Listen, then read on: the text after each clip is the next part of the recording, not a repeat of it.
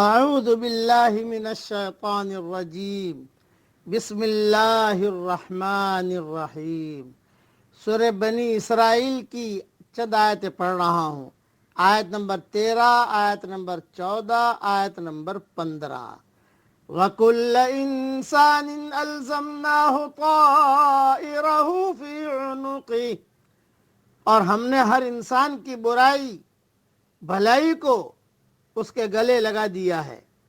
وَنُخْرِجُ لَهُ يَوْمَ الْقِيَامَةِ كِتَابًا يَلْقَاهُ مَنشُورًا، اور ہم قیامت کے دن اس کے لیے ایک کتاب نکالیں گے جس کو وہ کھلا ہوا پائے گا۔ اقرا کتابک، پڑھ اپنی کتاب۔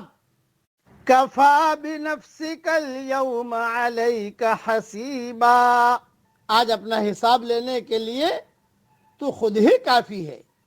من اہتدی فانما یہتدی لنفسہ، جو شخص ہدایت کی راہ چلتا ہے تو وہ اپنے ہی لیے چلتا ہے۔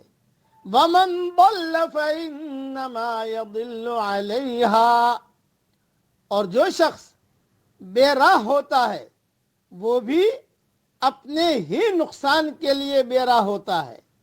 وَلَا تَزِرُ وَازِرَةٌ وِزْرَ أُخْرَىٰ، اور کوئی بوجھ اٹھانے والا دوسرے کا بوجھ نہ اٹھائے گا۔ وَمَا كُنَّا مُعَذِّبِينَ حَتَّىٰ نَبْعَثَ رَسُولًا، اور ہم سزا نہیں دیتے جب تک کہ ہم کسی رسول کو نہ بھیجیں۔ اس کی تشریح بہت ہی زیادہ اہم ہے، اس لیے بہت دھیان سے سنیے۔ دنیا میں کئی لوگ ایسے ہیں کہ جن تک دین کی بات پہنچی ہی نہیں، جیسے حضرت عیسیٰ علیہ السلام اور حضور صلی اللہ علیہ وسلم کے درمیان کا جو فاصلہ ہے 500-600 سال کا ہے، تو کئی لوگوں تک دین کی بات نہیں پہنچی، تو حشر کے میدان میں کیا ہوگا ان کا؟ پاگل ہے آدمی۔ اسی طریقے سے بچے ہیں چھوٹے چھوٹے، ان کا کیا ہوگا حشر کے میدان میں؟ قرآن میں تو اللہ تعالیٰ کہہ رہے ہیں وَمَا كُنَّا مُعَذِّبِينَ حَتَّىٰ نَبْعَثَ رَسُولًا، کہ ہم جو ہے کسی کو عذاب نہیں دیں گے جب تک کہ ہمارا رسول نہ پہنچے وہاں، اس تک یعنی دعوت نہ پہنچے۔ اس کے بارے میں لمبی تفصیل اور تشریح تو انشاءاللہ ریاض التفسیر میں دیکھ لینا، لیکن میں مختصر سمجھا دیتا ہوں کہ حشر کے میدان میں کسی کے ساتھ ظلم نہیں ہوگا۔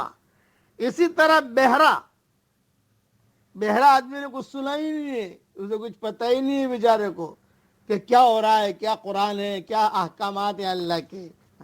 اسی طریقے سے پاگل، اسی طریقے سے فاتر العقل، جس کی عقل میں فطور ہے، اور زمانے فطرت یعنی دو نبیوں کے درمیانی زمانے میں فوت ہونے والے لوگوں کا مسئلہ ہے۔ ان کی بابت بعض روایت میں آتا ہے کہ قیامت والے دن اللہ تعالیٰ ان کی طرف فرشتے بھیجے گا اور وہ انہیں کہیں گے کہ جہنم میں داخل ہو جاؤ۔ اگر وہ اللہ کے اس حکم کو مان کر جہنم میں داخل ہو جائیں گے تو جہنم ان کے لیے جنت بن جائے گی، ان کے لیے گل گلزار بن جائے گی، یعنی اللہ کی بات مان لی انہوں نے۔ اور اگر بات نہ مانی تو انہیں گھسیٹ کر جہنم میں پھینک دیا جائے گا۔